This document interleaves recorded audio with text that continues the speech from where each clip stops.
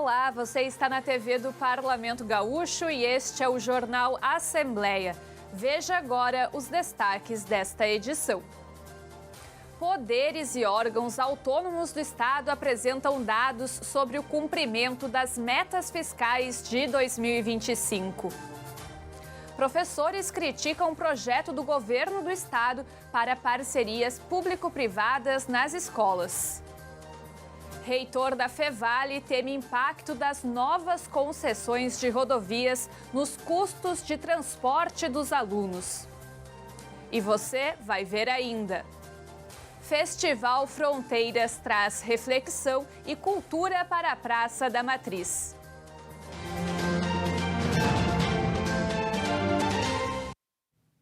Os poderes e órgãos autônomos do Estado têm a obrigação de prestar contas para a Comissão de Finanças do Legislativo Gaúcho sobre o cumprimento das metas fiscais.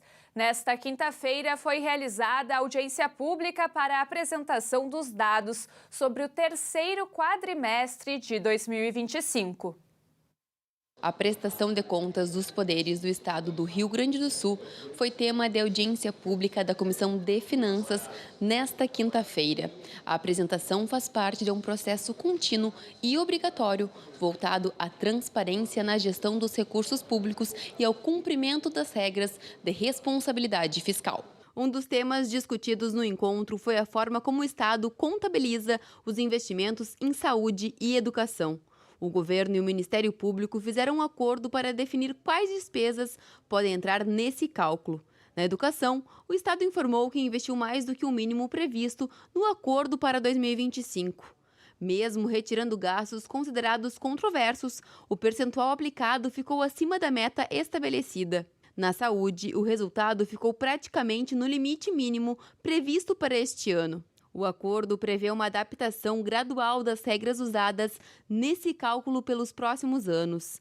O subsecretário adjunto do Tesouro do Estado, Cristiano Martiniak, também destacou outros fatores relacionados ao cenário fiscal apresentado durante a prestação de contas. Acho que é importante destacar o superávit orçamentário que a gente acabou de apresentar na Comissão de Finanças. Ele apresenta superávites contínuos orçamentários. Ao mesmo tempo, é importante destacar que, apesar desses superávites orçamentários, nós tivemos o resultado primário deficitário, que é muito oriundo de despesas não recorrentes, que, por exemplo, que não são computadas no índice, no indicador do próprio resultado primário, como foi o pagamento de precatórios, o pagamento das despesas oriundas da calamidade, o FUNRIGS. Então, esse, para mim e para o Tesouro do Estado, é um dos fatores mais importantes que demonstra o compromisso do Estado, do Poder Executivo, com a sustentabilidade fiscal. O superintendente administrativo e financeiro da Assembleia Legislativa, Carlos Cogo, apresentou os dados da execução orçamentária do período. Segundo ele, 75% dos recursos foram destinados ao pagamento de pessoal e encargos sociais, 19% para despesas correntes e 6% aplicados em investimentos estruturais no Palácio Farroupilha e na qualificação das condições de trabalho. O maior investimento que nós fizemos no ano passado foi de infraestrutura, ou seja, trazendo a casa para o ano de 2025, 2026, em modernização de elevadores, em modernização de espaços, trazendo uma estrutura de acessibilidade, de PPCI, que é importante para a casa que é tão visitada ter essa segurança. Na sequência, o diretor-geral adjunto do Tribunal de Justiça do Estado, Tiago Diogo da Silva, destacou iniciativas do Judiciário voltadas ao benefício direto da população gaúcha, especialmente na área da saúde. Entre elas, citou a assinatura de um termo de cooperação com a Secretaria Estadual da Saúde, que garantiu o repasse de R$103 milhões para a saúde pública no Estado no ano passado, além de outras ações desenvolvidas pelo órgão ao longo do período. Destacamos aqui o nosso índice de atendimento à demanda, que vem ficando acima de 100% por 4 anos consecutivos, onde nós temos julgado e baixado mais processos do que tem ingressado ano a ano.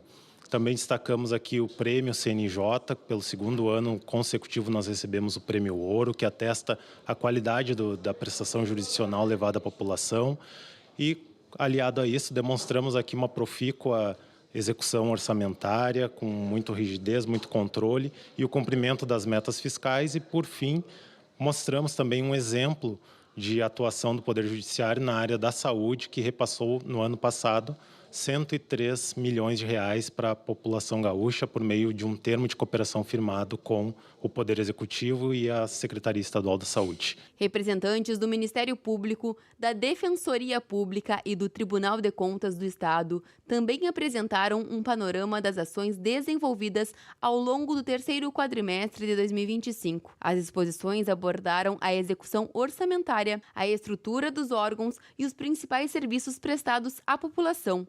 A Defensoria Pública destacou o aumento da demanda por atendimentos gratuitos, enquanto o TCE ressaltou o trabalho de fiscalização de recursos estaduais e municipais em todo o Rio Grande do Sul. Representantes da Escola Estadual de Ensino Fundamental Oswaldo Vergara, de Porto Alegre, e do CEPER Sindicato participaram de reunião na Assembleia Legislativa nesta quinta-feira. Eles se manifestaram durante o período de assuntos gerais da Comissão de Segurança e Serviços Públicos. Os convidados participaram da reunião a pedido do presidente do colegiado, deputado Leonel Hadi. Eles se pronunciaram sobre o projeto da parceria público-privada das escolas estaduais do governo do estado, que tem leilão marcado para o dia 26 de junho. O professor Marcos Henrique de Luca acredita que a proposta irá acabar com a autonomia administrativa das escolas. A escola perde muita autonomia nas suas decisões do que fazer e do que não fazer quanto à sua própria política. É muito comum escolas que têm ali um professor que é muito bom numa determinada área, que apresenta um projeto, então a escola resolve investir mais nos livros para cumprir aquele projeto, ou não, agora a gente vai planejar montar o laboratório de informática, então a escola tinha essa autonomia para tentar ir jogando com o seu orçamento, né, de acordo com aquilo que se adequasse às necessidades dela. Essa autonomia vai morrer. Essa autonomia acaba porque o único responsável por fazer esse tipo de mudança, contratação, vai ser a empresa vencedora da licitação. E aí eu pergunto assim, são 25 anos. Se der errado, a gente cobra de quem? O governo está saindo agora, vai deixar os próximos 25 anos de governos presos a um contrato que vai saber quando vai acabar, que a gente vê costumeiramente dando problemas, contratos com empresas terceirizadas na escola, em pessoal, né, que fica muito tempo sem gente. Ou seja, onde é que vai estar a autonomia escolar para resolver seus próprios problemas? Já o deputado Leonel Hadi informou que será realizada audiência pública para debater o assunto. Nós tiramos aqui como definição a requisição de uma audiência pública justamente para debater essa questão das parcerias público-privadas na administração dos prédios das escolas públicas do estado do Rio Grande do Sul, que no nosso entendimento não fazem o mínimo sentido. Então, através dessa audiência pública, a gente quer debater com o governo do estado qual é o propósito, né? Se a iniciativa privada pode fazer essa reforma e essa administração com recursos públicos, porque são contratos pagos pelo governo do estado, por que o governo do estado não pode fazer a manutenção ele próprio através de licitações? Então, não faz sentido nós termos uma margem de lucro para uma empresa fazer isso, enquanto nós poderíamos ter uma economicidade através da ação direta do estado do Rio Grande do Sul. Também se pronunciaram a vice-diretora da Escola Estadual Oswaldo Vergara, Thaís Ferreira de Castro Faller, e representantes do CEPER Sindicato. Em reunião na terça-feira, a Comissão de Assuntos Municipais contou com a participação de representantes do Comitê Cultura Viva. Foi durante o período de assuntos gerais. O comitê buscou a comissão para falar sobre a Lei Estadual da Cultura Viva e os investimentos do Fundo de Apoio à Cultura nos pequenos municípios do estado. Segundo os relatos trazidos durante a reunião, os recursos não estão chegando na ponta. São 155 municípios do estado que têm algum ponto de cultura. No total, são 700 entidades pequenas de periferia que estão sem receber o recurso público estadual. O fundo deveria destinar 10% dos seus valores na política da cultura viva. Mas, segundo os representantes do comitê, o governo do estado está querendo adiar o repasse para o ano que vem. Nesse momento, em 2026, a gente tem um decreto de 24 que o governador assinou dizendo que tinha 10%, então, dessa lei que induz o investimento para essa política de base comunitária Cultura Viva. E em 2026 seria um ano que o planejamento da Secretaria foi feito para investir na sociedade civil, porque a Secretaria de Estado investe em anos ímpares nos municípios, nos eventos, nos projetos de eventos. o governador mandou um decreto retirando esse 10% desse investimento. Esse decreto foi removido, ele voltou atrás, manteve os 10% do decreto de 24 e está tudo ok. Só que o investimento em si, a proposta de editais da SEDAC ainda não saiu. A gente está aqui reivindicando na Assembleia uma audiência com o governador para que ele possa ser sensível e lance os editais do Cultura Viva, né? Os deputados vão analisar o tema e os encaminhamentos devem ser feitos na próxima reunião ordinária. Em reunião na quarta-feira, a Comissão de Defesa do Consumidor e do Contribuinte recebeu convidados para falar sobre 2 assuntos. Um deles foi o impacto da autoliquidação da cooperativa Consulate para milhares de famílias. Representantes da Cooperativa Sul-Rio-Grandense de Laticínios entregaram requerimentos solicitando que a Assembleia Legislativa envie relatórios e um agravo trabalhista que tramita no Tribunal Superior do Trabalho para outras instâncias jurídicas. O presidente do colegiado, deputado Dr. Tiago Duarte, afirmou que foram detectadas irregularidades no leilão da planta industrial em Capão do Leão e garantiu o encaminhamento dos documentos aos órgãos competentes. Além disso, o Sindicato dos Servidores de Nível Superior, o Sintergs, cobrou a regulamentação de uma database e de um índice de revisão salarial para a categoria. Nós tratamos de uma minuta de um projeto de emenda à Constituição que regulamenta essa lacuna de desde 1988, 38 anos, que não existe no estado do Rio Grande do Sul uma norma que regulamente a database com índice e data para negociação com os servidores públicos. Por isso que nós temos aí um acúmulo de perdas salariais.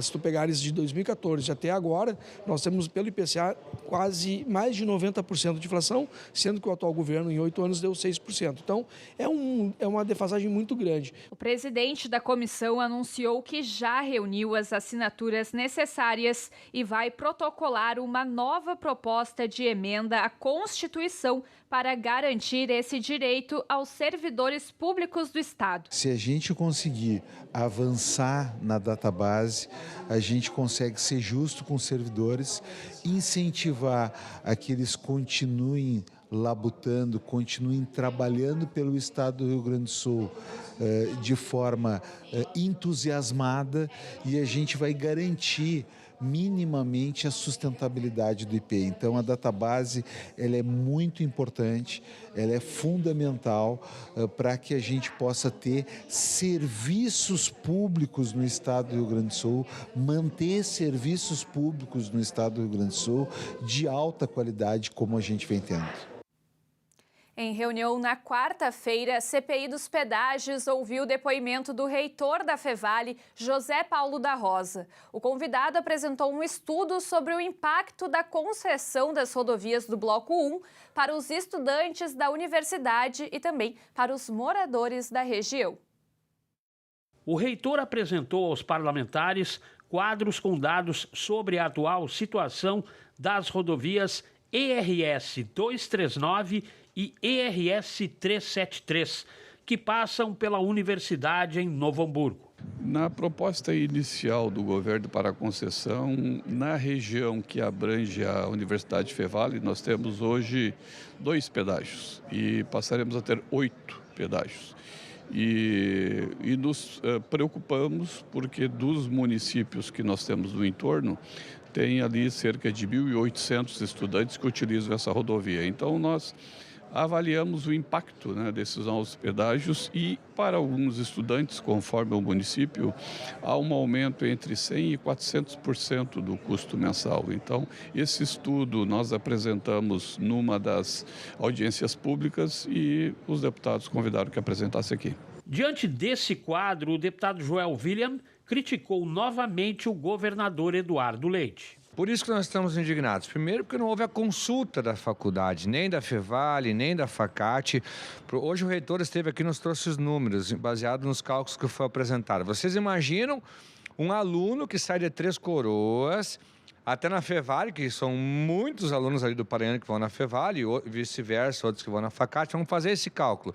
Que hoje, indo na faculdade 3 vezes por semana, ele tem um custo de R$ 19,50 pela semana. Como que o governo fez a proposta? R$ 100 por semana. Isso são R$ 400 por mês, sendo que o ticket médio da faculdade é 1.461. Então, estamos falando de 30% do ticket médio só em pedágio. Isso, inclusive, pode inviabilizar uma universidade como a Fevale, estimulando a faculdade à distância, que a gente sabe que o ideal é a presencial. Então, por isso que nós estamos seguimos indignados, cobrando, porque isso vai prejudicar demais a região e existem os recursos do Funrigs. É só colocar na conta da EGR e fazer investimentos das obras que as pessoas estão aguardando. A reunião da CPI dos pedágios foi conduzida pelo relator, o deputado Miguel Rosseto, e teve ainda a presença do vice-presidente, deputado Felipe Camozzato. E veja, depois do intervalo, deputados apresentam visões divergentes sobre a carga tributária do governo Lula. E você vai ver ainda, Praça da Matriz vai se tornar um grande espaço de reflexão e cultura durante o Festival Fronteiras. Nós já voltamos.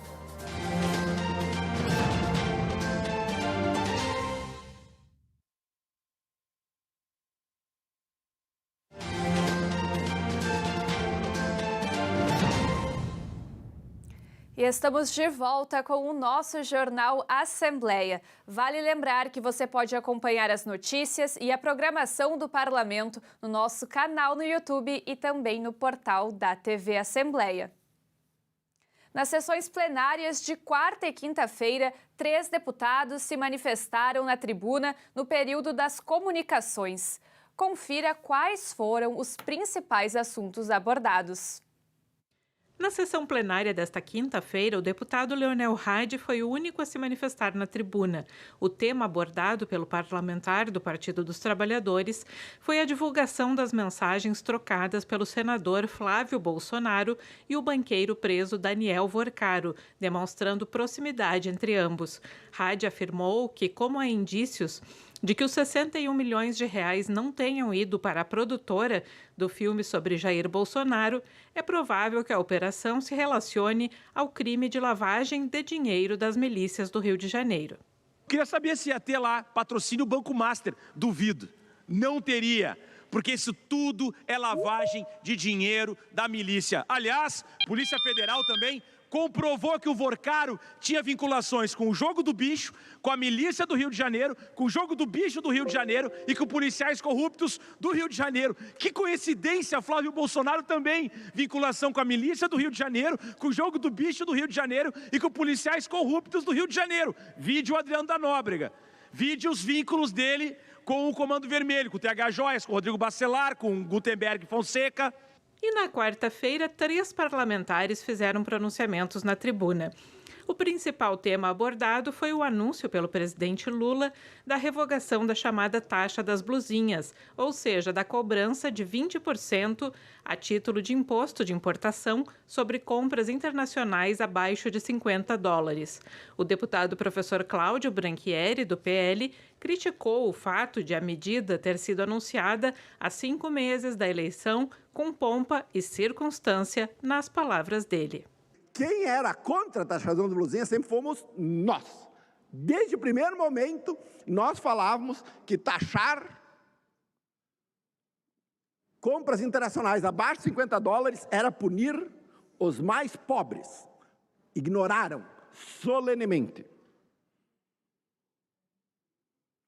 E tanto é verdade que o PT é a favor da taxação, que para se defender nas redes sociais utilizaram influenciadores. Com relação ao assunto, o deputado petista Leonel Hadi rebateu a acusação de que o governo Lula estaria taxando e aumentando impostos.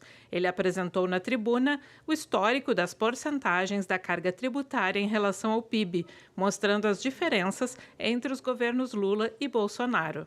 Em 2025, 32,40%. Em 2026, 32,30%. Carga tributária em relação ao PIB, ou seja, 32,30% em 2026, sendo que em 2022, último ano do governo Bolsonaro, foi 33,7%. Nossa Senhora, como esse governo ele está taxando e aumentando os impostos. É uma vergonha. Bom era na época do Bolsonaro, que era mais alto, a taxação era maior. Na sequência, o deputado Branchieri voltou à tribuna para dizer que os dados apresentados por Leonel Hadi seriam mentirosos, uma vez que a metodologia de cálculo da carga tributária teria mudado. E o deputado Neril Carteiro, do PSD, defendeu o projeto de autoria dele que cria o programa Pró-Escolas no Estado. Se aprovada, a proposta possibilitará que as empresas destinem recursos para escolas públicas e entidades filantrópicas. O deputado Cláudio Branchieri ocupou a tribuna pela terceira vez para defender o projeto dele que pretende dar aos pais o poder de vedar a participação dos filhos em aulas que envolvam ideologia de gênero. Segundo ele, as escolas teriam se tornado antros de ideologia. A Escola do Legislativo promoveu uma oficina sobre planejamento estratégico para os servidores. A atividade foi elaborada pelo programa Interleges do Senado Federal.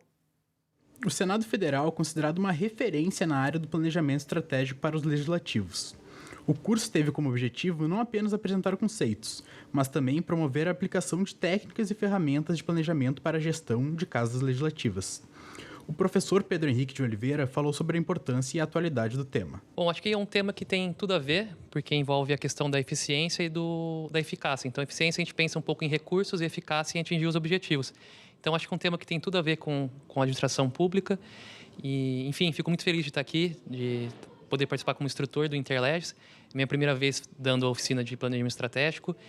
E, enfim, um tema super atual, super a ver com a realidade da Assembleia Legislativa do Rio Grande do Sul, a qual já faço o meu agradecimento. Então, enfim, acho que a gente acaba trabalhando conceitos um pouco amplo, mas que tem tudo a ver com a realidade do setor público, transparência, envolvimento da comunidade, a questão da utilização dos recursos públicos, o envolvimento da sociedade, enfim. Então, são temas que acabam tendo uma grande importância para o trabalho da Assembleia.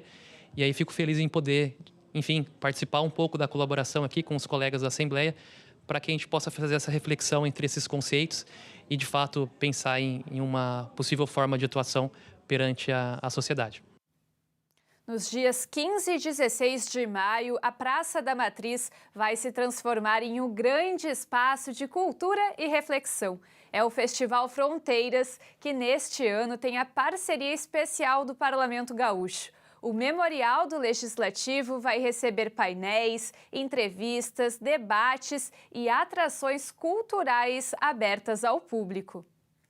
Quem passou pela Praça da Matriz nesses últimos dias deve ter percebido uma movimentação diferente. Isso porque os preparativos para o Festival Fronteiras estavam acontecendo. E nessa edição, a Assembleia se faz ainda mais presente. O festival reunirá mais de 50 pensadores nacionais e internacionais nos dias 15 e 16 de maio, em 10 palcos no entorno da Praça da Matriz. 6 deles com atividades gratuitas e 4 mediante apresentação de ingressos que estão disponíveis em festivalfronteiras.com. E um dos espaços culturais do Parlamento Gaúcho, o Memorial do Legislativo, vai abrigar eventos que estão entre os que serão abertos ao público. Então, a Assembleia Legislativa, nesse ano, entra muito próximo do festival como um dos palcos gratuitos. O Memorial do Legislativo, nos dias 15 e 16, sexta e sábado, vai ter uma série de atrações, palestras na parte da tarde. E então é mais uma das ações do nosso Poder Legislativo de aproximação da sociedade. As palestras que serão realizadas no Memorial, elas têm uma temática que dialoga com o Memorial, então serão palestras históricas de educação. E na parte da manhã, a gente vai receber um programa do Fronteiras, que é o Educa, que então vão vir escolas da rede pública e também falar sobre o Memorial, falar sobre sonhos, outras pautas. A sexta-feira começa cedo, às 9h30 da manhã, com o projeto Fronteiras da Educação, o Direito de Sonhar, que vai até o meio-dia. A atividade, assinada pelo Sebrae e dedicada a jovens de rede pública, foi batizada de Jornada Pedagógica.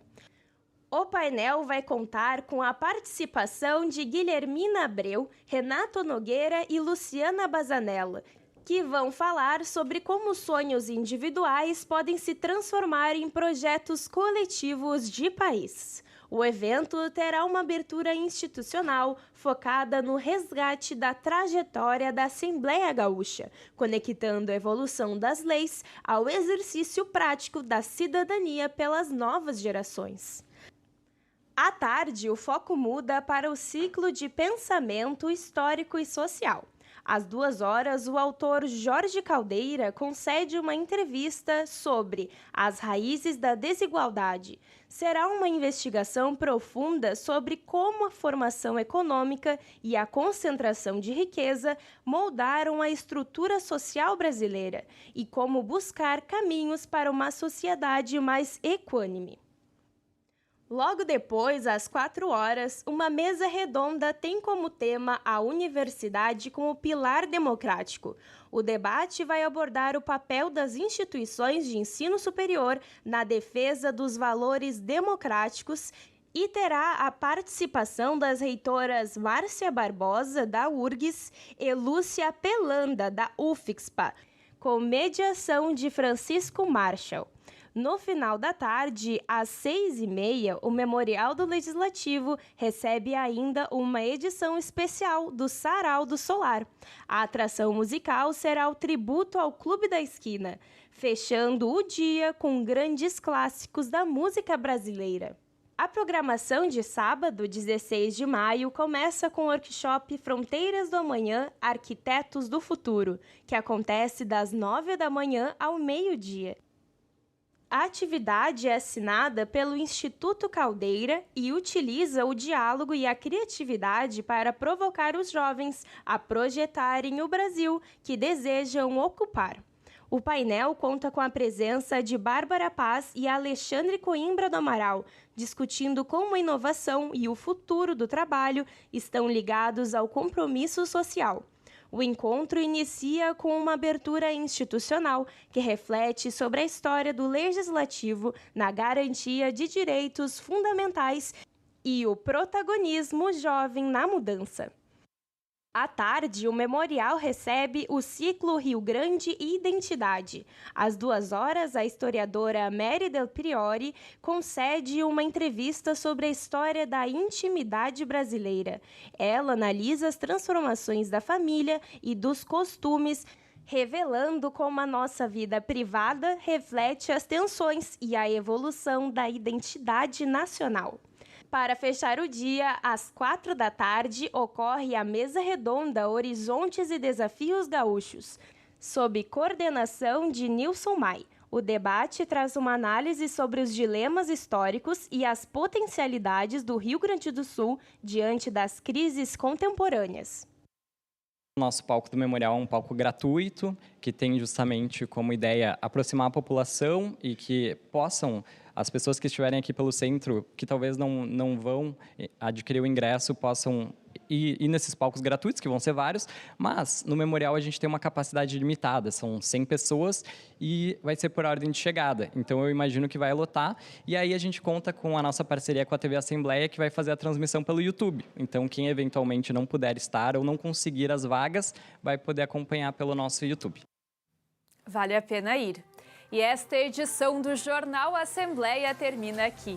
Acompanhe as notícias e a programação do Parlamento no nosso canal no YouTube e no portal da TV Assembleia. Fique agora com a imagem noturna da região central de Porto Alegre. Obrigada pela tua companhia, eu te vejo na próxima edição. Tchau!